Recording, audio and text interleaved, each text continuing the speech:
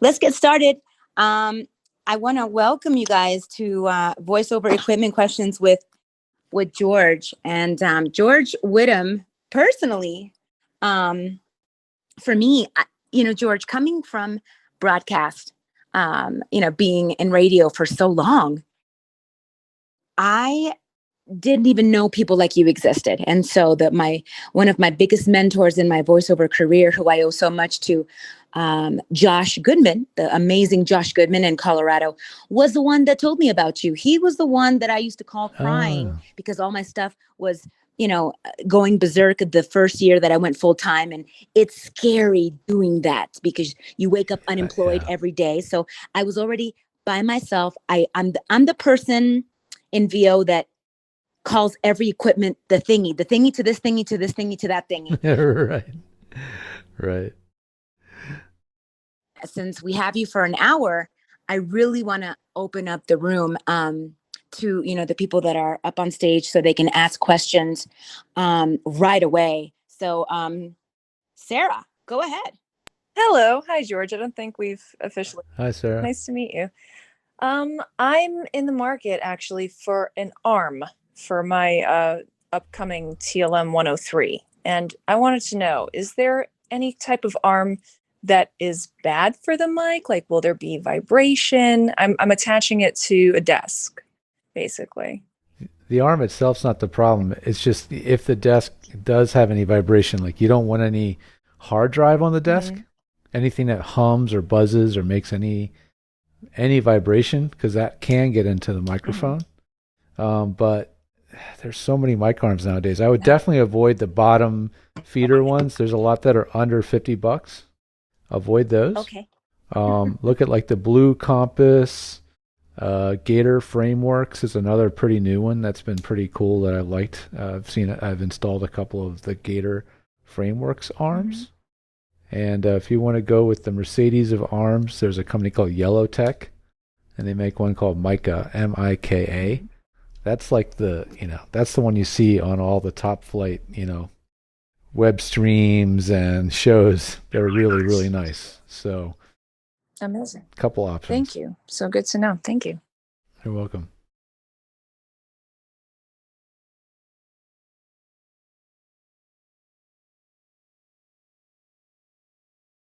All right, who's up next? Hey, I didn't really have a question. I just came up here to say if you needed help silencing people or getting people in line, let me know. Okay, cool. Yeah, at this point, I'm just going to answer questions as they pop up because I don't know how to manage this. So I'm letting you guys handle it for me. The lovely Pilar. Go on, Pilar, if you have a question. George! Oh my God, I'm so excited. Hi. So my question is, I am studying different models of the Apollo Solo. And there's all kinds of things. Because I want to, okay, sweetie, just calm down. Just calm down, sweetie. Calm down. Okay, go in there. Go in there. No, go. Sorry, I just have to, my cat in voiceover does not work. Okay. So when I looked online, there were just so many different models. I'm kind of doing one thing at a time, getting my Apollo, and then I Mac also or PC? Mac. And here's the thing, I've got a very old Mac. Okay, well, you can't use a very old Mac unless you use an older Thunderbolt Apollo. So your Mac has to have Thunderbolt, and you have to use an older Apollo that uses Thunderbolt. Not the new Apollos that are Thunderbolt 3. You have to use an older Apollo that's standard Thunderbolt. And that would be, you can get those on eBay used pretty easily. You can get the Apollo Twin, not the Mark II. Just look for an original Apollo Twin. They should be a good deal right now. I mean, you should be able to get those under 400, maybe even under 300. And that will be compatible as long as your older Mac does have Thunderbolt. You're gold. Can I, George? Hi, it's Sophia.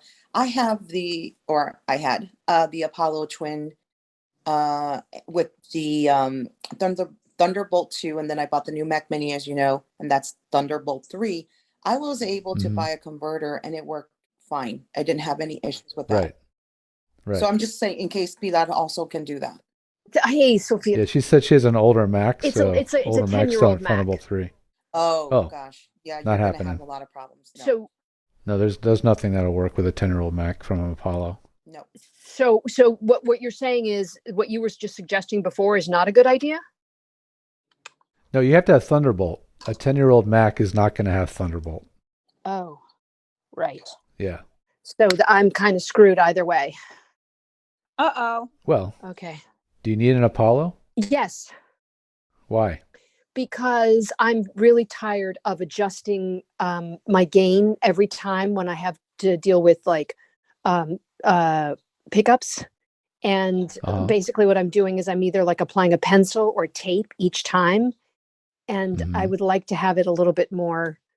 And I'm also in the market for looking for another mic. I'm thinking of a TLM, a 103, a 102 actually, not a 103, but I'm looking more for. Well, if you're looking for something else with a digital gain control, you could look at the Babyface, made by RME.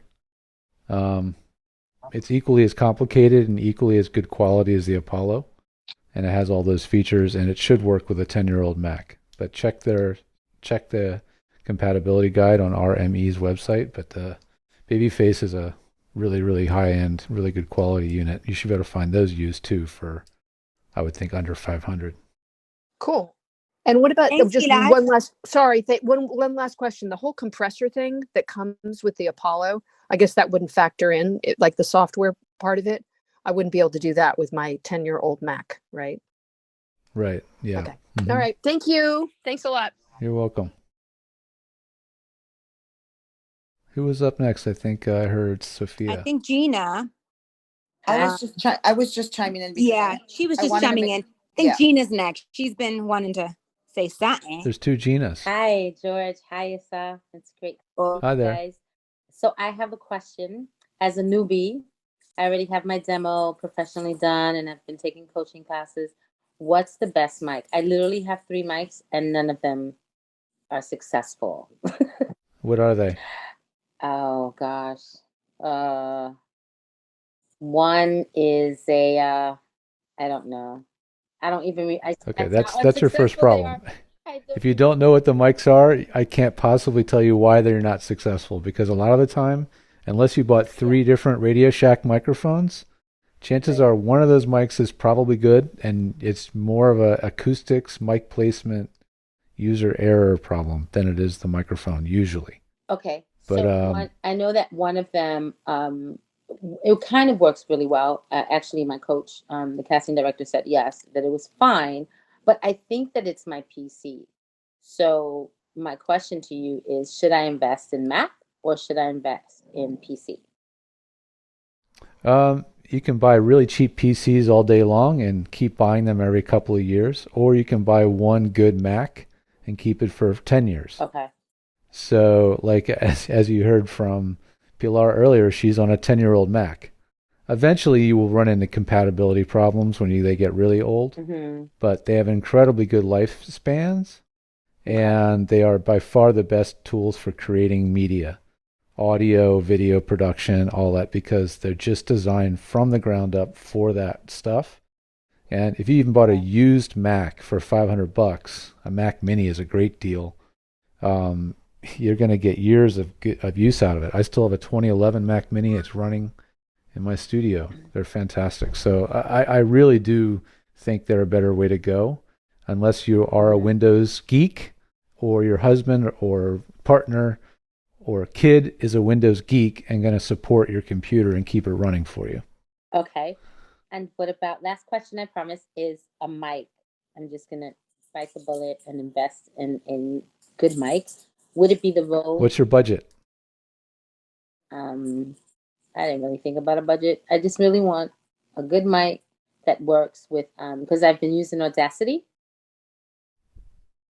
So I just really want something good that can work with either Mac or PC, depending on which one I decide to go. Okay, well, if you're talking about USB mics, they're pretty much universal, Mac and PC.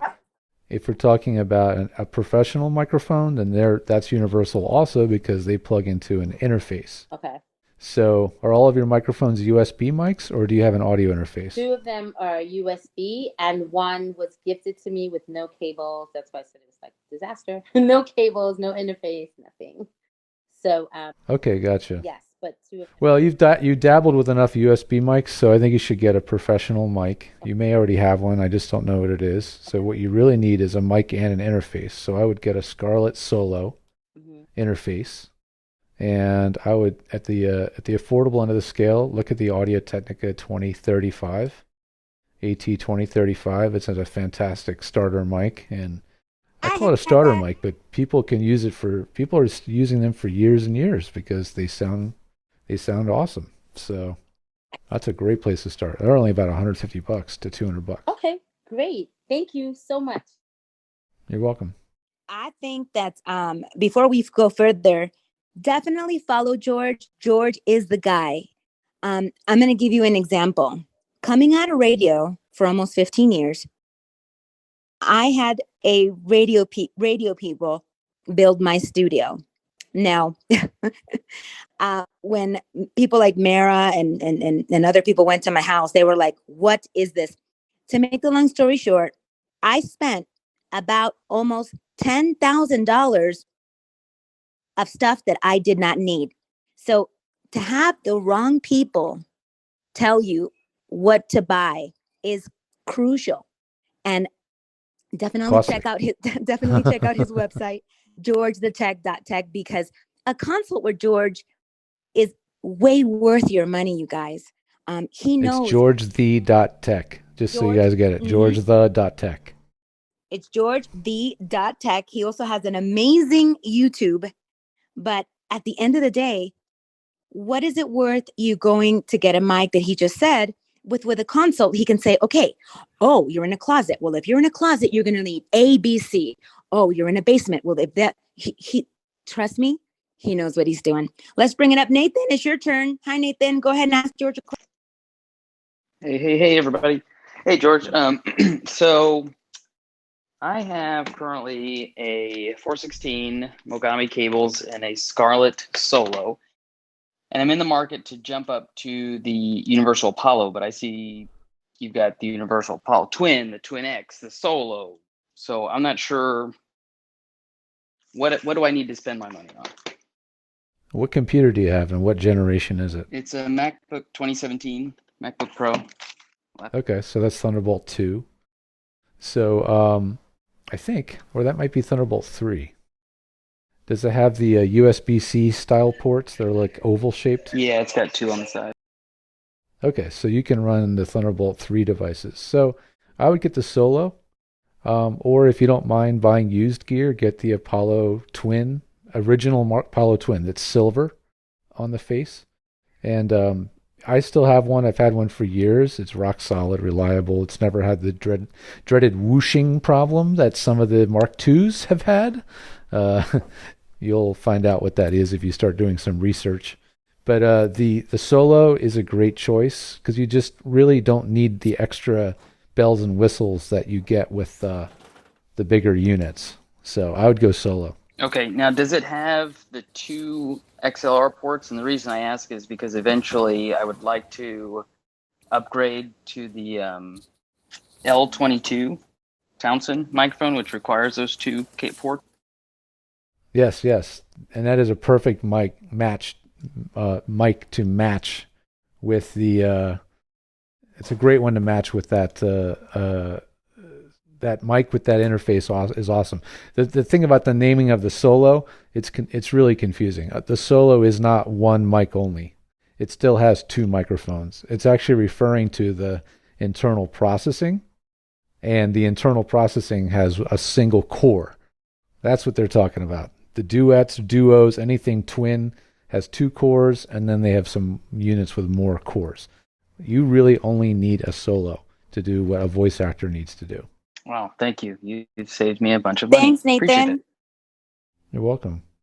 I feel it's important, George, just because I did experience the dreaded whoosh sound, that perhaps maybe be a little bit more clear on that the Apollo Twin Duo MK2 The Mark II, yeah. is, if you're buying it used, which I would not recommend, you have to make sure you can return it. Like the one that I just sold, I tested it out, made sure it's good, but I sold it to a friend of mine. Just happens to be my friend that picked it up. But I will give him back his money if he were to have that problem, just because I feel like it's ethical to do that. I don't think anybody else would do that. So I just want to caution people to not purchase that specific Apollo Twin Duo MK2 because it is known to have a lot of problems.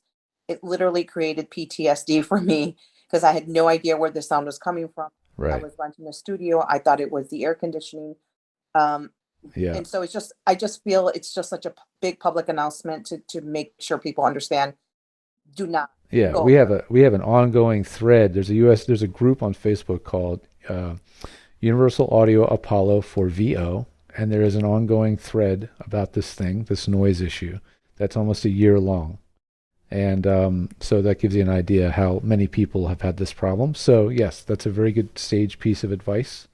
So if you're buying one used, buy it from somebody who will give you your money back if there's anything wrong. Maybe even get the Mark I, not the Mark II, the original one, because those are not known for this problem. And or just got the newest Twin X, which I don't believe also has that problem. Yeah, I haven't heard of anybody having that problem either on the X. Okay. Cool. Okay. Yeah. Chris, you're up. Oh, yes, thank you. Happy Saturday, everybody. Sunday. Wait a minute. It's Sunday. Oh, I know, right? That's the best Saturdays are Sundays. Okay. Your opinion on Twisted Wave for Mac, of course. And then also someone just gifted me a gigantic amount of cables all meshed and twisted together from a studio they closed down. If I took a picture of the entire mess, would you tell me what they are and what I can use them for? I'm just kidding on that last part. Thank you. I've taken pictures so many times of myself with a pile of cables I've pulled out of a studio. It's actually my favorite thing to do is go into someone's studio who has, that was probably installed by a radio engineer. It'll have like 15 pieces of gear, 25 cables, and I love yanking all of that out of there. Well, that's I'll send you a picture if you want. It's so funny. Twisted Wave is by far my most favorite DAW for Mac users for now 12 years running, I think. I'm trying to think. I made tutorials that are still on my website at georgethe.tech/TW, and I believe they're on YouTube dating back to 2007. If that's right, I can't even kind of fathom that. But the beauty of Twisted Wave is you can watch a tutorial I've done in 2007 and it still makes sense because the guy that designs the software doesn't try to constantly revolutionize it. He just updates it, adds little bits of tweaks, little features, little adjustments over the years, and it's consistent. Speaking of year after year. Speaking of something that is relevant to this year, I have a personal question about your YouTube Source Connect video. Let me ask you something. After COVID, did you ever pay attention to the growth of Source Connect after, or no, you're just too busy? I'm just curious because after COVID, things changed so much for people in New York and in LA that can't go to Warner Brothers or those studios anymore. Did it grow? Well, yeah. I mean, a video on a software that's a niche software to begin with, that's only used by a small portion of the voiceover business, to have 25,000 views is mind-boggling. I mean, that video basically went viral in terms of our business. And growing. And yeah,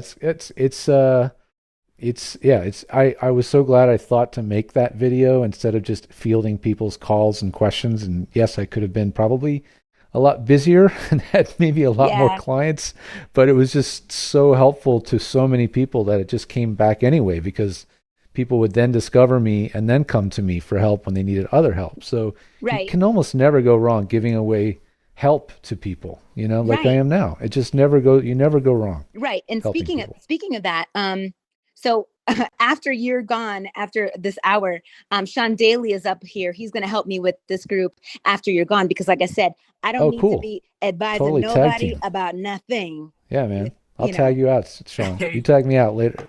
Awesome. Yeah. You're not worthy, man. At the top of the Everything I know, hour. guys, was from George, so I'm just gonna. Well, that's the thing about Sean. Yeah, whatever Sean says is gold, man, because he's been paying attention to me and Dan Leonard for many, many years. I know. He's also doing a ton of research. And happy birthday. It's Sean's birthday, George. Hey, right on. Happy birthday, man. Thanks, guys. Yeah, So for those people, George, that, I'm sorry. Go ahead, Sean. Oh, no, this is Chris. I was just going to thank you so much, George, for the answer. And Sean, do you want a box of cables for your birthday? Goodbye. Hey, man, you can never have enough cables. For those people who are listening and they're like, what the heck is Source Connect? I'd like you to just, George, kind of explain to the audience what it is. I know personally in my VO career, my income doubled after I got Source Connect. So if you could just explain to people that don't know what it is in a nutshell. Yeah, Source Connect is a way where the recording engineer can be virtually in the same room with you, essentially.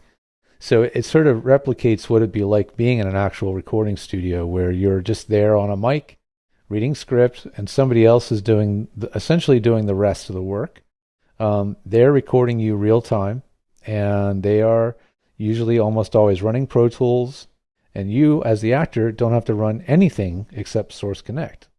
And you're just simply reading your script, being directed, listening to the direction over the headphones, and doing your job. And the beauty of it is when you're done, after the session's over, you're done.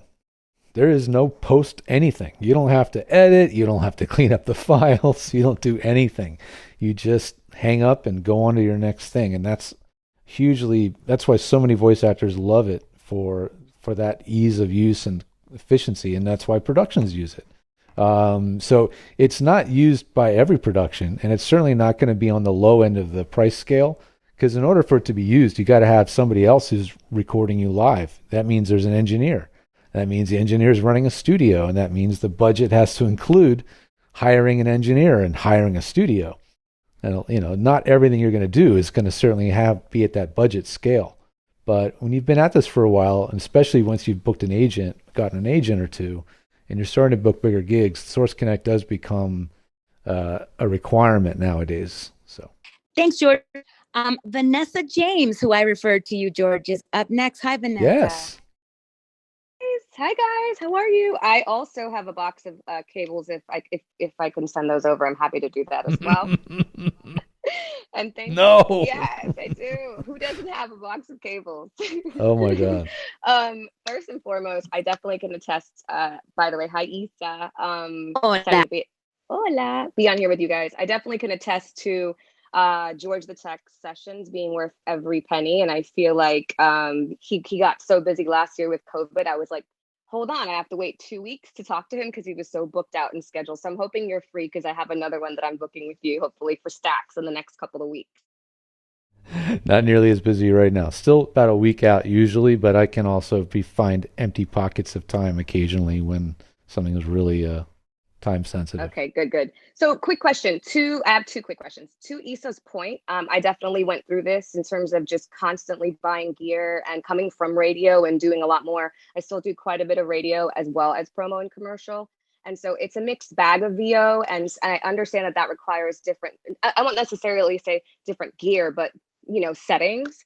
But I wanted to, just like everybody else is constantly asking, I feel like I'm constantly updating gear, and it gets to be really expensive. So for me, I'm currently using the Rode NT5, which George referred me to. It's that one step down from the Sennheiser into the Focusrite, using a MacBook 2014 with Twisted Wave. But I am booking more promo and commercial now, and I really wanted to touch bases and see if a new mic and that Apollo Solo you think would be a nice level up upgrade, let's say, to polish the sound and to polish the sound, and also for those different styles of delivery.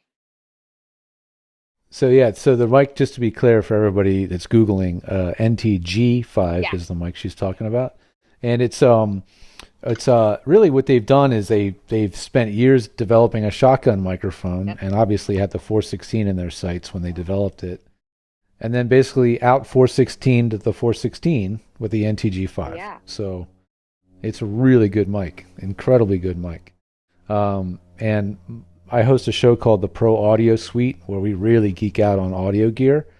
And one of our co-hosts is a major audio nerd. He's a voice actor, but he's always spent the money on the gear. He's got way more stuff than I do, and maybe even some engineers have. And he uses the NTG5 regularly. I mean, it's just that good. So it's a heck of a good bargain for $500. And it's an awesome alternative to a 416. The only reason to get the 416 would be because you have some picky producer who says, I want you to have a 416. And you go, fine. And you go get a 416. Right. But other than that, there's no reason to upgrade to it. Now, to go to the Apollo stuff, the reason you do that is because you're doing a lot of stuff that's done in very short times. You have very short turnarounds, and you got to get things produced as quickly as possible.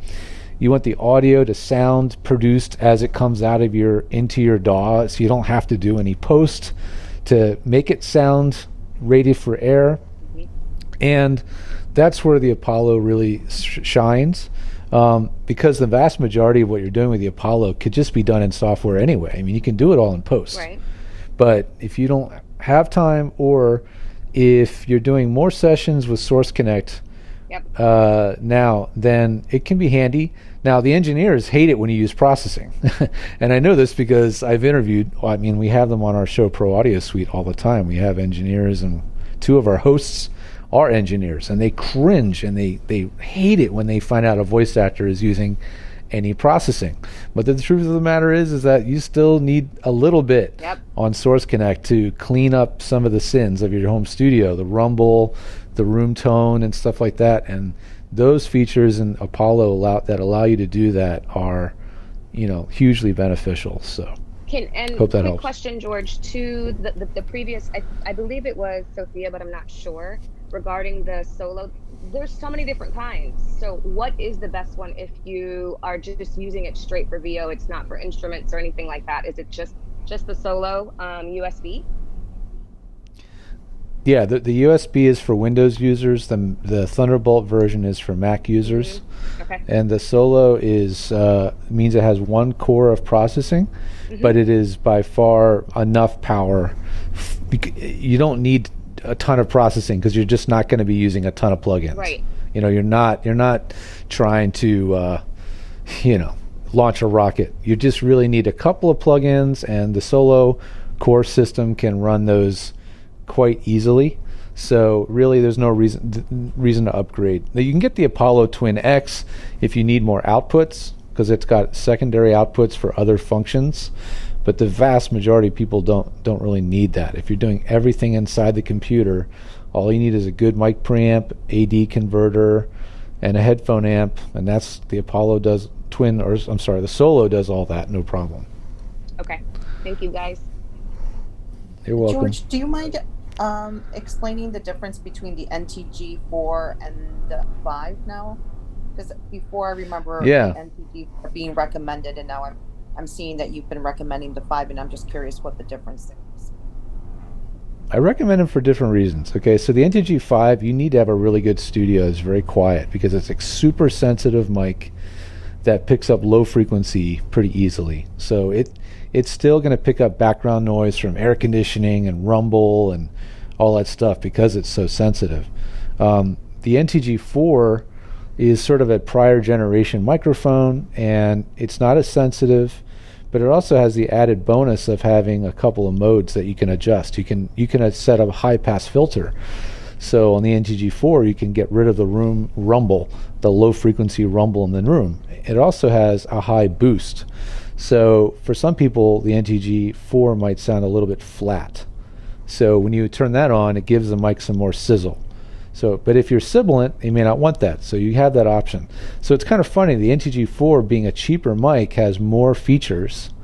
But when you compare it spec per spec, and when you hear them side by side, there's just a little something the NTG5 has in terms of sound that the 4 doesn't quite have. They're very close.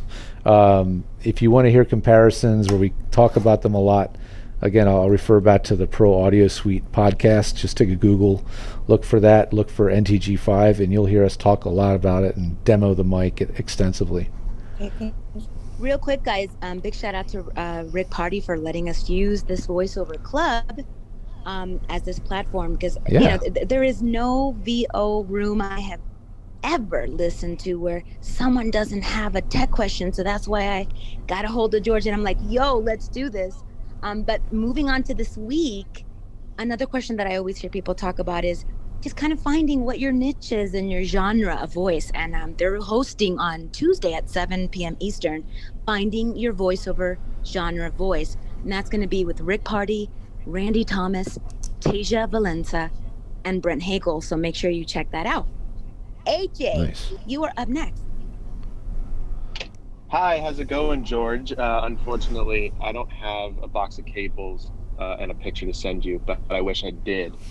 But I do have a question. I'm looking to upgrade my microphone that I've been using since I started my voiceover journey 2 years ago. I'm in a closet with blankets and some sound absorbing material in here. And I was looking at a large condenser microphone, either the Rode NT1 or the Texone Audio Stellar X2. And I heard you mention the other day in another Clubhouse room about taking a look at the frequency response, and they're pretty similar. They're very similar. So I just wanted your opinion. Should I be spending my money on in that realm for those two microphones, or is there any other microphone, in your opinion, around that range of price or maybe a little bit more that you recommend? Well, what do you have now, so I know that you're not just cross-grading, I have an MXL 990. Okay. Well, that's a shockingly good-sounding mic for what those cost. So just to be aware, you're not going to, by getting one of those mics, it's not going to be like, oh my God, night and day. Right. It's a very good mic for the price. That said, the NT1 is just a go-to, you can't go wrong kind of mic. It's very low noise and very clear and clean. I haven't done a direct comparison between that and the Stellar. So the thing that might be the tiebreaker between them is the noise floor, or what they call the self noise. So you might want to look at the self noise of the X2 Stellar mic, because I don't know what it is. But the Rode NT1 is notoriously quiet. It's very, very quiet, which is a good thing. You want a mic that has a very low self noise. Going up from there, you might consider a multi-pattern microphone, a mic that has more than one pattern. That means the mic won't pick up as much. You can change it to a figure 8, and in figure 8 mode, now the microphone has a different pickup pattern and can sometimes filter out more background noise, more noise from the neighbors, and pick up less reflection from the walls or ceiling of your booth. So that's kind of a secret weapon that I've been using with a lot of people, is trying figure 8 mics. So Rode does have one. They have the Rode NT2 is a figure 8. They also have, in other companies, there's the Audio-Technica 2050 at the entry level, the Vanguard V4, and the Warm Audio WA47 Junior. These are all sub $400 mics with multi-pattern switches, so it gives you a little bit more flexibility. Perfect. That's Thanks, great. AJ. Thank you, George. You're welcome. Is it Cameron? Cameron, you're up. Hi, yes, Cameron. Thank you so Hey, much Brad, for can you having mute your mic real quick? I think Brad's mic is open. Oh yeah, Brad, mute your mic. Thank you, sir. Sorry. Go ahead. Hey, so I had a question. I am looking to build my studio, and please let me know if this is kind of broad and needs more of that support that you provide. But I was wondering, I have a MacBook Pro that I got about maybe 4 years ago, a Blue Yeti mic, and a mic stand thing that kind of shelters the mic to kind of buffer it, I guess, from sound. And so I was wondering, I want to kind of go to the next level. So do you have any advice on basic equipment that I should look into to kind of start building that studio? So what have you done to ensure your recording is free of echo and reflection? You just have that thing that mounts behind the mic, the reflection filter thing? Yes, yes. Are you in a closet, or where are you set up? I'm in this room in my basement. It not too bad with the noise because I actually recorded a spot through Source Connect Mm-hmm. for Target. So I guess they were the people, the agency, they were like, it sounded good enough through my audition, so they were able to, work that way. So it's not too bad, but I do feel like I may That's need good. a little bit of sound treatment. Yeah, that's the best thing you can spend your money on at this stage would be better acoustics, a better acoustical environment first. Get a better, because using a Yeti with a reflection filter thing is just not very, it's not very nice to work with, ergonomically. Mm-hmm. It's like you have this giant thing around this big bulky microphone. It's very hard to get everything set up in a very comfortable, natural position like you would in a commercial studio. So I would try to, if you've got a quiet space, then just make sure you get rid of the reflection from around you. And you can do that with sound blankets. You can get Vocal Booth to Go, producer choice blankets. You can get acoustical panels. There's a lot of ways to go from there. But that would make sense to invest in that before you buy better gear. Then once you get the room really sounding good acoustically, then step up to the next level in terms of equipment. And then again, that would be like getting a dedicated audio interface, like the Scarlett Solo is a real popular go-to. And then a decent large diaphragm condenser mic, like the NT1, like we mentioned, the AT2035, either one of those, and a proper mic stand. Just try to emulate the way you would see and work in a professional studio. And you're going to find yourself a lot more comfortable working that way. Hey, Cameron, and from my studio to Sophia's to Sean's to even George's setup, when you're just not sure, Sophia could sound like Dom LaFontaine, but if I have a better sound because I did, have a professional make sure it's up to par. It doesn't matter sometimes how good your skills are.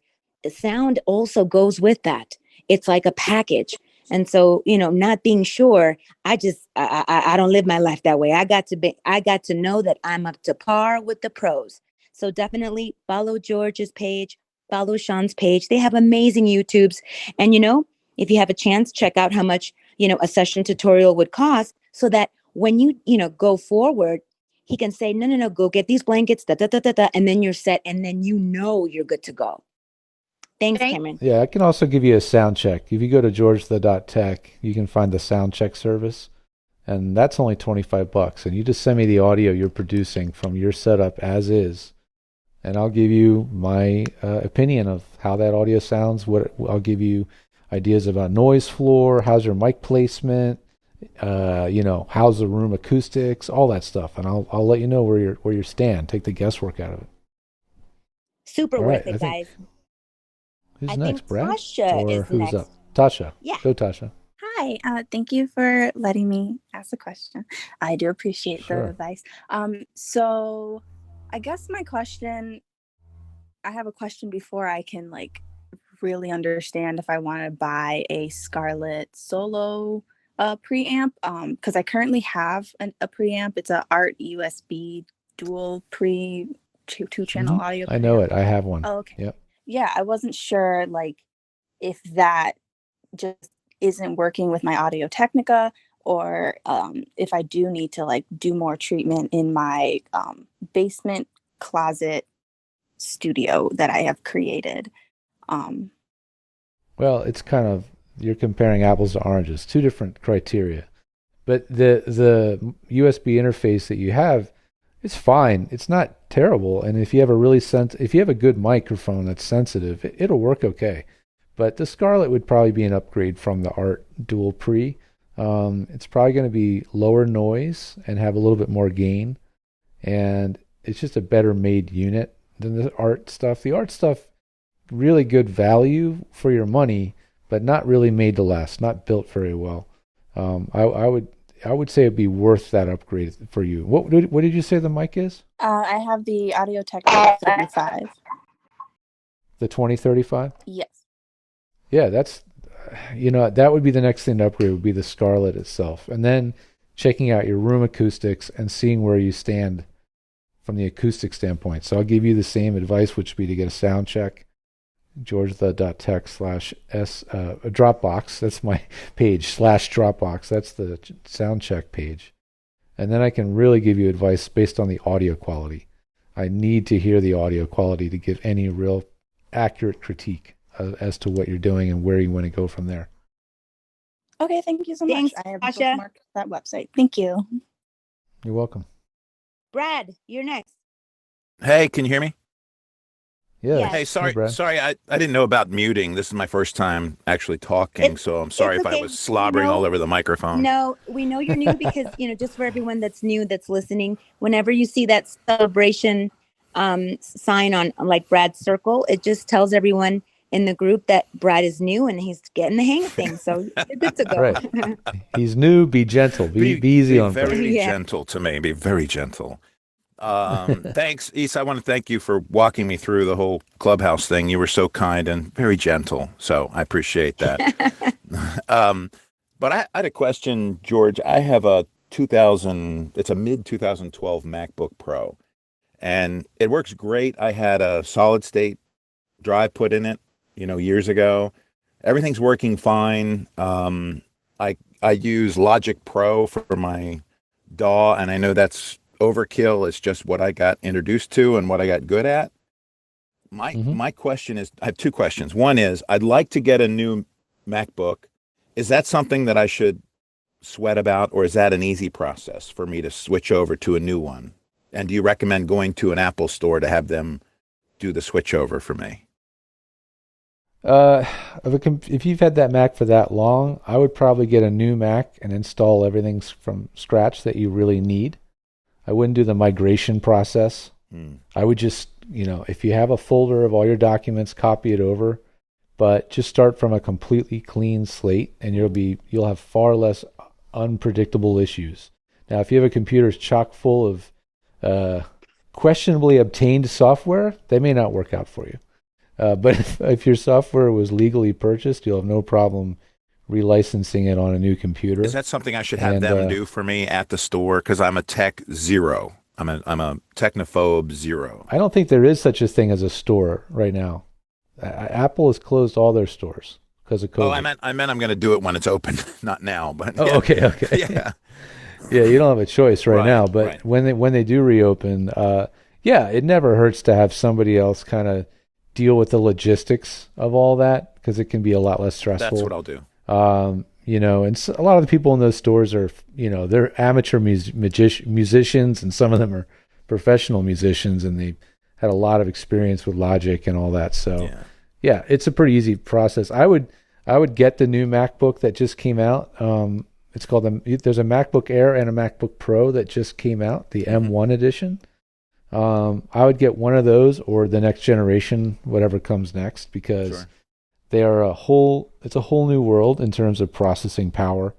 And the best thing about them is the fans don't make any noise. In fact, the MacBook Air has no fan, so you'll never ever have to worry about the fan. It'll be an amazing upgrade, I'm sure, plus the speed and everything. Yeah. The other question is, since I use Logic Pro, there aren't a whole lot of voiceover people using Logic Pro that I know of, because it's sort of overkill, like Pro Tools or something.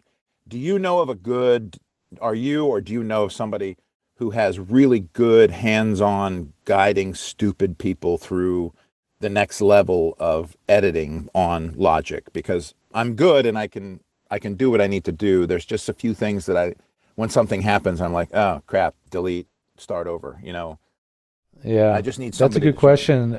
I'm trying to think off the top of my head who I know that's a voiceover who edits and records in Logic day in, day out. And I mean, I've certainly worked with a lot of voice actors that have Logic, but I don't know a trainer. So if anybody in this room, Sean or anybody else knows anybody, let me know.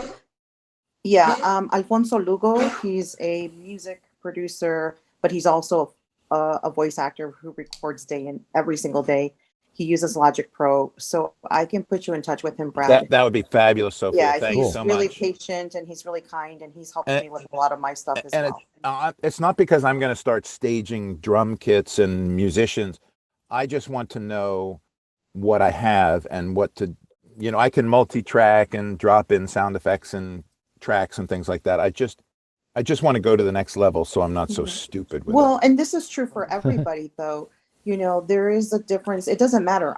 Pro Tools, Twisted Wave, all of them have shortcuts and things you can program to make your whole workflow more efficient. So this is true for anybody. Right. And it's good for all of us to know how to be more efficient in our editing, because especially for people who are on pay to plays and you're auditioning all the time, it can save you literally half of your time if you know how to use your DAW correctly and more efficiently. So that would be great. I'll look forward to that. I'll connect you guys. And then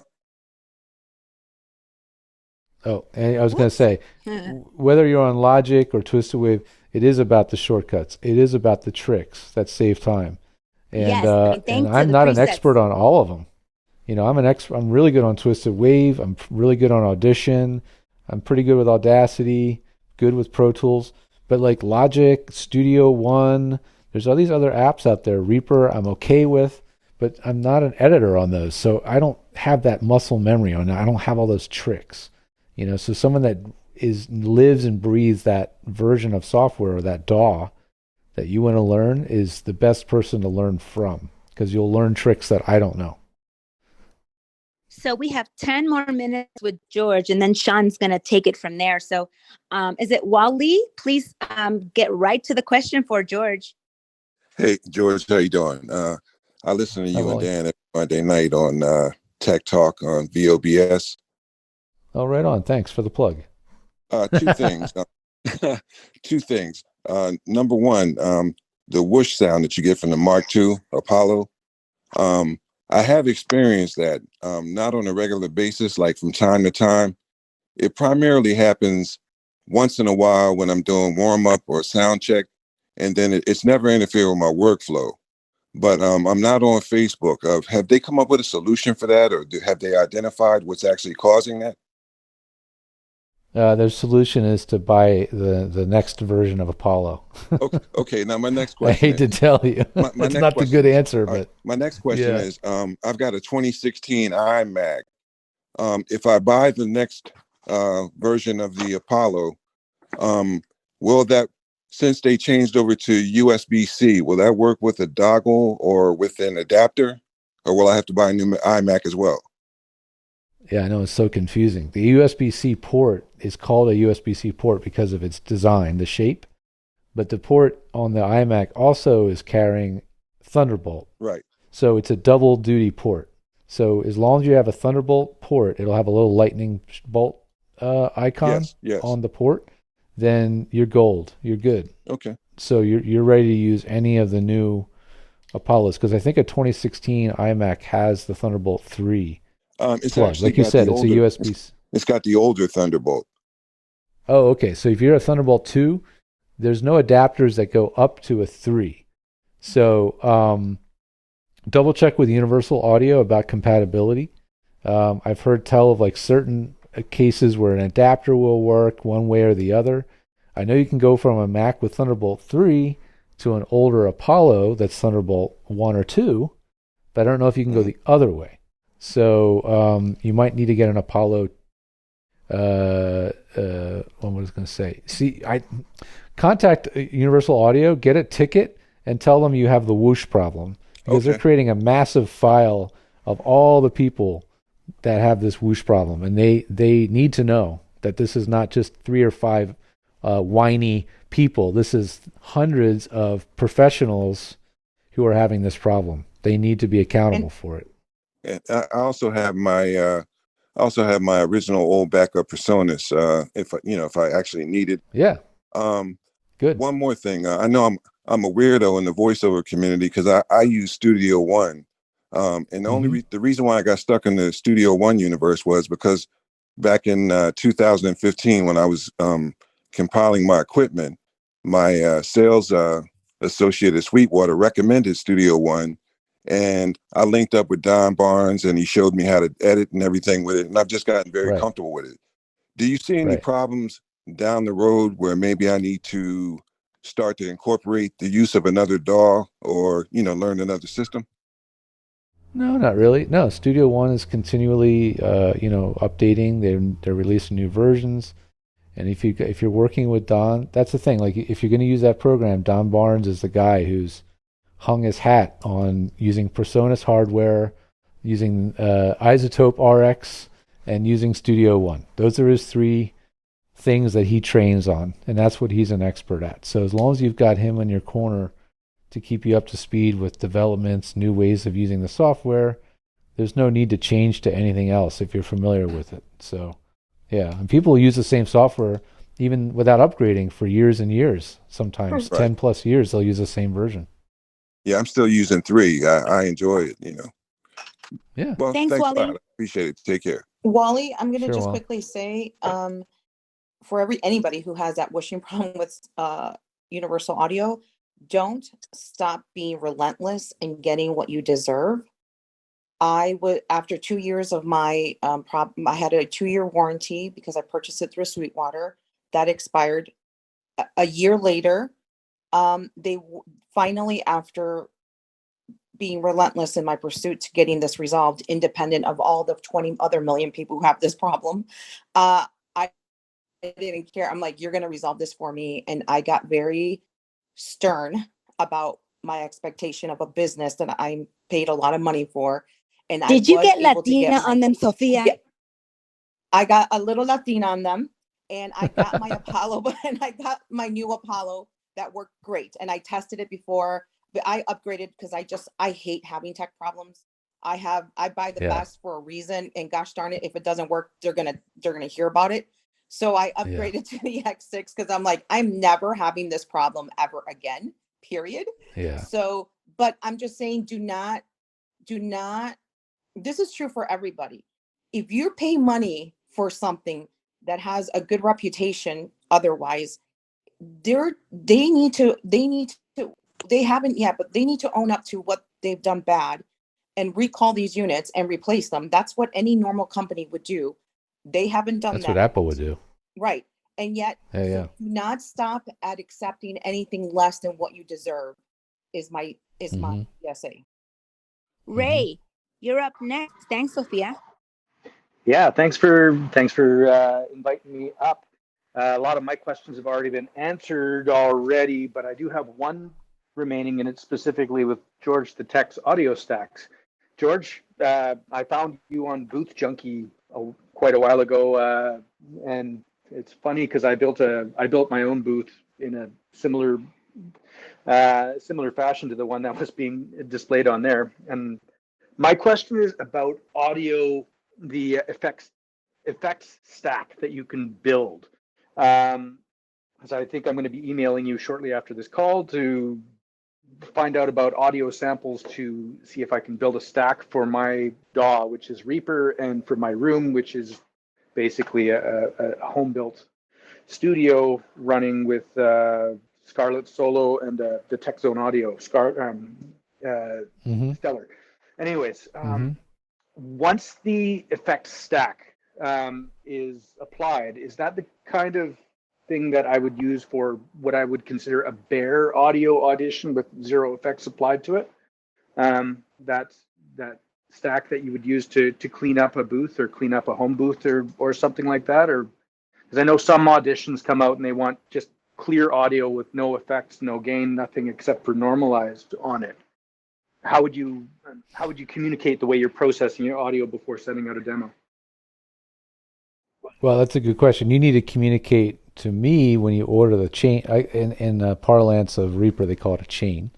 When you order your effects chain, you need to communicate to me what it's for. So if you need a chain that's just to do a very minor cleaning of the audio, an EQ adjustment for the booth, an expander to reduce the room tone just a touch, and that's it, then that's what I'll put in there. If you don't tell me anything, I'm going to throw everything at it. Compressor, limiter, all sorts of stuff to try to give it a really finished, polished sound. So building it for the purpose is what it was intended is the key. I think I might pay you to give me both. Thanks, Ray. Well, I can make you one. I can make you one that does everything, and then I can tell you which things to turn off. I think I might do that. Turn this off, turn this off, turn this off, because it's a bunch of different things, and you can turn off the things that you don't want to use. So that's what's nice about it. That sounds amazing. I'll be emailing you shortly, George. Thank you. Thanks. Sounds good. We've got a few minutes left with George. Definitely follow George. I just looked at his profile. He has all the resources where you can hit him up for that $25, sound check, or, you want to email him and set up a session, or you don't know what to buy. That's why I thought it was extremely important to set up, this talk with George. Is there anything that you want to share with the crowd before we hand it over to Sean, George? No, I mean, just that I in the week that I've even heard of this app, to have now been in at least 5 conversations, and then you, Issa, bringing, I think it was really all you, Issa. Oh, yeah. I think you're literally the one that told me about it. So well, the it's need been for awesome. knowledge is just, I didn't know. I mean, it's so important, you guys, to deliver quality work. That is you. That's what you're representing, and if you sound like you're recording from Taco Bell, that's not going to work. Right. Like Well, I mean, yeah. I've been preaching the gospel of this stuff, as Sean knows, for 10 plus years, but there's still a room full of people here that need to hear it. So this is just another platform, another way to reach out to another audience. And that's why I'm here. I always will give out information for free in these group sessions because it helps the many. And when it comes time to dealing with your issue and getting right to the problem and doing a one-on-one, that's where you pay money. And it's a very, very easy, distinct, line. And so I'm always happy to do these things when I have time, because it helps the community. And then in doing so, it comes back when people need extra help, then they know where to find me. So I'm happy to be here, and I will say I'll hand it off to Sean here in a minute, but as I said earlier, Sean, every time Sean answers a questions on a forum, yes. First of all, thanks, Sean, because you saved me the time. Like 90% of the time, Sean's already answered it. My pleasure, accurately. George. It means a lot. I mean, you've been handing out free advice for years, so I'm just trying to pay it forward. Yeah, well, you definitely do, because you give out the advice that I would have given anyway, and so that's awesome. I'm really glad. So the point being is that Sean is a smart guy who's been paying attention to what I've been trying to disseminate to many, many people. So you will not get wrong information from Sean if you guys continue on for the next hour. And thanks for doing that, Sean. Oh man, really are you appreciate kidding it. me? Like, it's not like she had to twist my arm, but yeah, and just a little bit more context for you guys. I'm not an audio engineer like George is. I did not study this anywhere near to the extent that he has. And honestly, I never expected to fall in love with the gear as much as I have. But if I can learn it, I really think anyone can. And compared to learning how to act, this is so much easier. Right. I always tell people that, they get so intimidated by the equipment, and I understand that. Some people are just naturally not technical. And I tell them, if you have an acting skill, you have acting skills, and you're good at script interpretation and self-direction and all that stuff, that's, to me, far more difficult to muster and master than it is to just learn how to record a WAV file, edit it, and apply a processing stack and send it. That's far, far less complicated. So Do you want to take one last question? Yeah. I know KK was ready to ask you. KK, go ahead. Yeah, she's been waiting. Yeah. Hi, guys.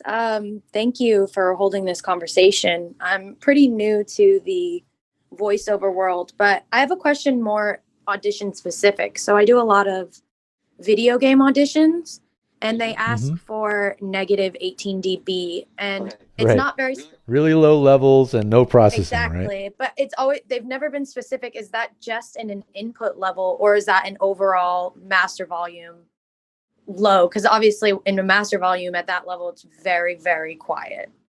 But it's a really weird request. Okay.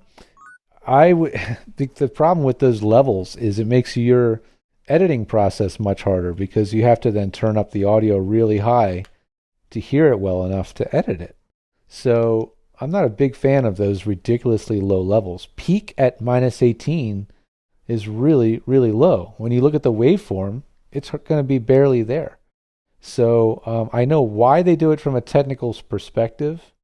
I would even consider now always record at 24-bit when you do these really low level recordings, because you really want to make sure the quality is preserved. But I would even record at -18 or whatever they want, really low levels, then normalize it, then edit it, and when it's totally done, put it back down to -18. Because it's such a ridiculous adjustment. It's such a low level. It's hard to work with, right? Yeah, definitely. I mean, I've told my agent, and she's always said to me, like, that's what they want. But I guess that is what they want. It's just ridiculous. It's so low. And then Yeah. And you're talking about auditions. Like I can understand that if that was the job, and they're like, we want the audio recorded this level. Okay, fine, I get it, because all you're doing with the job is just recording and sending.